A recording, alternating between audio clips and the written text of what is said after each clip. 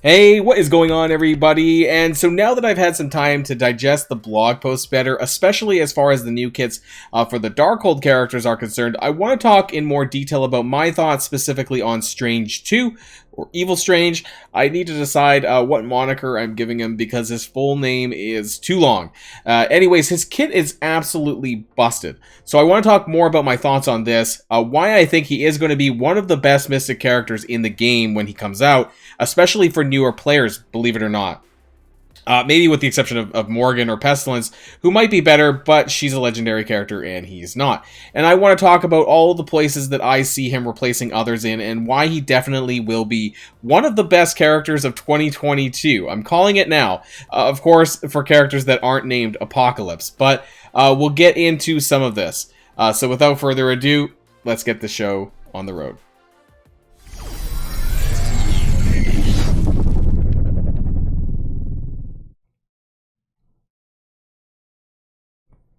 And of course, to start things off, I do need to come back to the blog post from Friday, so we need to talk about his kit again, and why I think he is so absolutely busted. I talked about that a little bit in my blog post video, I skimmed through it a little bit, but we really need to deep dive on this one, because he absolutely has one of the sickest kits that I have ever seen. He is a blaster character, which means his damage is going to be really high, and I want you to think about this in a lens of Icarus as we go through this, because this is kind of the comparison that I want to be making here in this video, compared to where he's going to be compared to the Eternals. Now, we don't know what his base stats are going to be, but I want to stand a wager that it's probably going to be pretty high, because A, he is kind of 6 months on for the Eternals, and B, well, he's What If Strange, and it's going to be pretty busted with this Darkhold team because it's an arena meta. So I think it's going to be pretty good. So his Supreme Blast basic, this is just, it is effing nuts. This is, I think, one of the strongest basics I have ever seen as far as everything that it does. So the fact that it's piercing damage for one, but it's hitting primary and adjacent targets. So in a normal fight, this would be like 3 people, but in like a raid or Dark Dimension, this could be up to 5 or however many people. And it flips 2 positive effects to negative effects on a basic. I don't know how many basics actually flip. Now, I know that Cersei does do that, but she has to have Icarus on the team in order to flip. Otherwise, it's just a copy, I'm pretty sure. So this, alongside kind of like a bit of AoE damage, not full AoE, it's a lot, and it can't be blocked. So there's a pretty good chance, as long as his focus is pretty decent, that this is going to land. Now, his special is on a 3 cooldown, which is pretty low as far as blaster skills are concerned. A lot of blasters tend to have higher skill cooldowns, higher energy cooldowns, that's what I meant to say. So copy and clear 2 positive effects from the primary target for 100% damage, which is pretty good. Slow for 2 turns, and the speed bar reduction by 25%. Now, the charge, that's all related to his ultimate here. He gets 500% extra focus, so that's definitely going to land. And that's still pretty good. I think that the fact that it's such a low cooldown is pretty good. It is a single target, though, so it's not too busted. But his ultimate, now, you want to think about his ultimate in relation to who he might have on his team. And when we talk about his broader use, this is what we're going to really get into. So I will admit that it is on a bit of a higher cooldown, unless there's some ways to bump him up with this team. This is going to be a turn 3 move.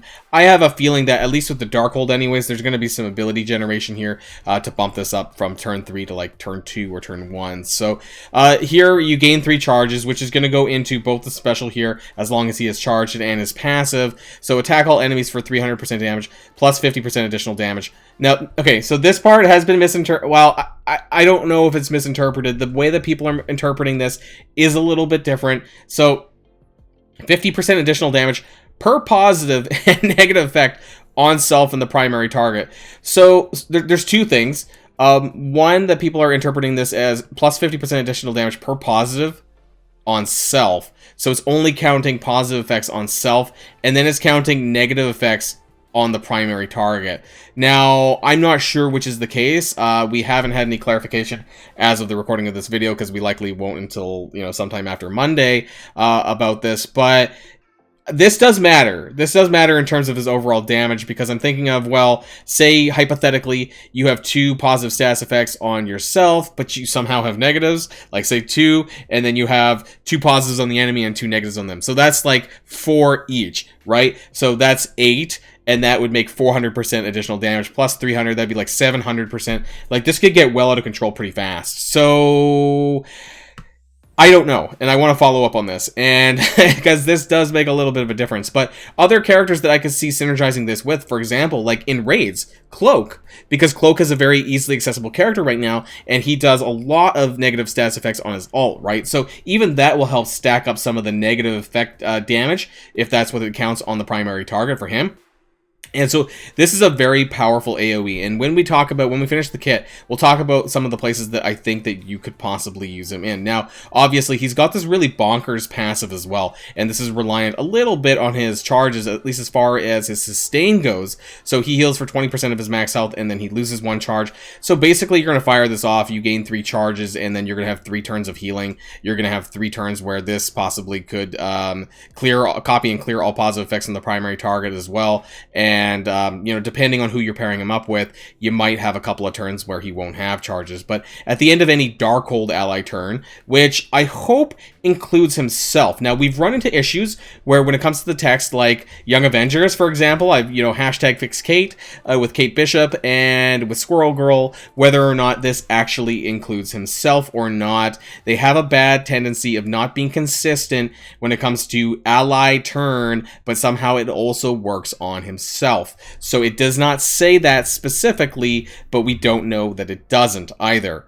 Anyways, so bury that character for 15%, and if he's charged, they all get it. So, at least in this instance, when he is charged, that it will work for everyone, but presumably including himself. The question is, will he bury himself without the charges as well, and we don't really know that yet. On enemy death, gain offense up, and if this character has offense up, gain speed up. So just crazy tons of positive effects that he can gain for himself. Hypothetically, you know, he's killing people off with his ult, he's gaining even more. This could be really good synergized with Deathpool. I could see him very possibly being a Doom Raid character. He is getting a 50% crit chance and damage, which is huge. That's like almost a guaranteed. If you put him with a raider, that's almost a I think it may be a guaranteed crit, because I thought basic crit chance was like 10% or something like that. So that plus the raider ISO blue 3, oh my god, the crit damage is almost going to be doubled. Like it's going to be insane. This ultimate is going to do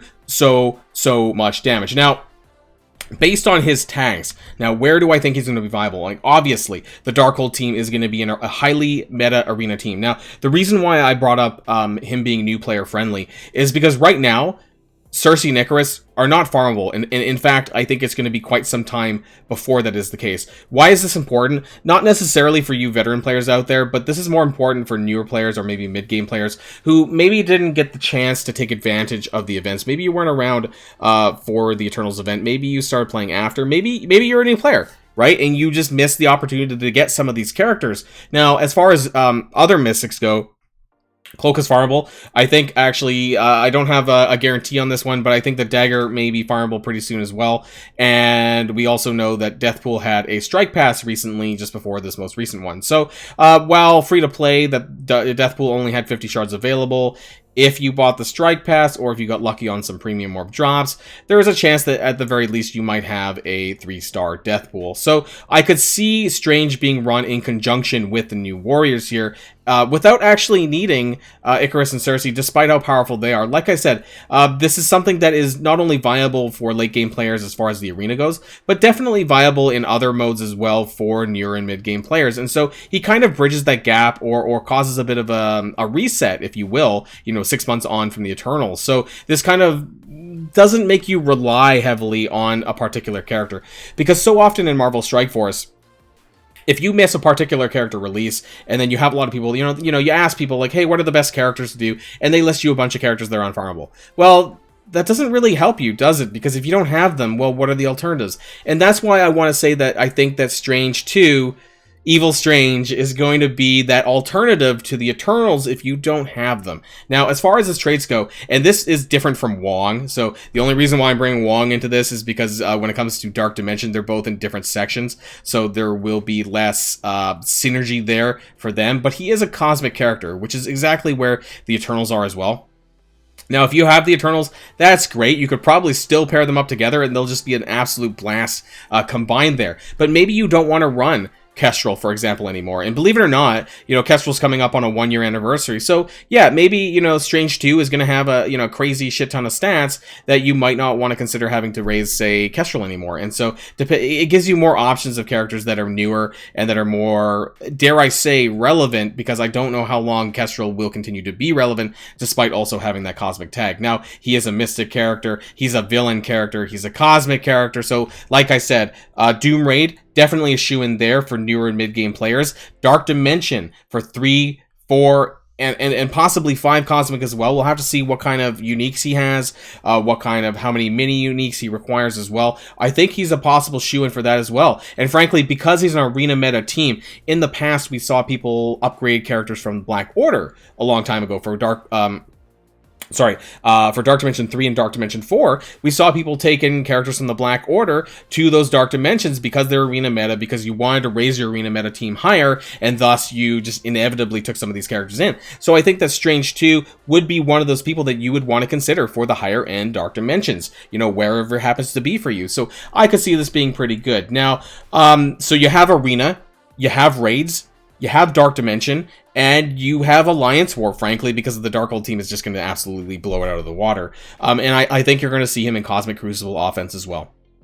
Now, whether or not you use the Darkhold team on Cosmic Crucible offense or Cosmic Crucible defense, that remains to be seen at this point. But nonetheless, this is going to be an absolute baller team. Going to be really crazy. And even as a standalone character, Strange 2 is going to be absolutely busted. So he is someone that you're going to want to invest in. Now, before we end the video, though, I want to kind of pivot to, you've probably seen this before. This is my character data spreadsheet, and the reason why I'm bringing this up is because I want to talk about farmability a little bit as it relates to Mystic characters. So, where are we currently right now in terms of farmability? Well, we're hoping that we get Dagger soon, like I said. We had Cloak like a month ago. We had Moondragon at the beginning of March. Frankly, I'm hoping that we see Dagger before the end of March, and that'll lead us up to the Weapon X characters. But we're still pretty far away from getting Cersei and Icarus, and I don't think that they're going to make it, because I'm suggesting here that Strange Supreme, Strange Evil Strange is going to be way better than these characters. The thing is that in order to be good, you kind of need both Cersei and Icarus together. Strange Supreme, Evil Strange, Strange 2, he's a standalone amazing character that you can use without having to need somebody else on the team with you. So the question is, are Cersei and Icarus going to be farmable?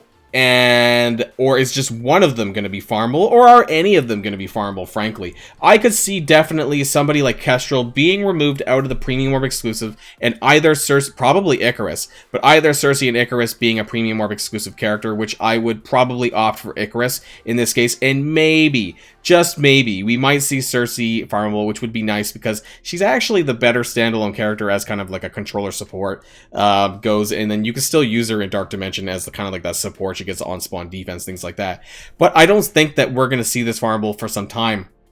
And we're going to be seeing Strange 2 next patch, which is going to be in April, and I highly doubt that we're going to be getting around to Cersei and Icarus's farmability until hypothetically like May or June, to be honest, at this rate, because we still have to go through Weapon X, and I don't see them jumping ahead just to get to Cersei and Icarus. So there's going to be a long time, and for anyone who may have missed this, I think this is a great time to be jumping into some new Mystic characters. I know that people have been complaining about the Mystic gear crunch, and it's really bad, combined with Dark Hunters and stuff that's coming up with this patch with the Darkhold characters. I think, frankly, there's a lot of Mystic characters, but out of all of them, I think that Strange is going to be the best one, because going back, and I'm going to end here, Wong has some really effing shitty cooldowns, and 7 out of 7, 10 out of 10, he is not going to be, in my opinion, the character that you're probably going to want to invest a lot of gear in. It's going to be Strange. That's where you're going to want to put all your resources into for that team, outside of Pestilence, of course, Morgan Le Fay,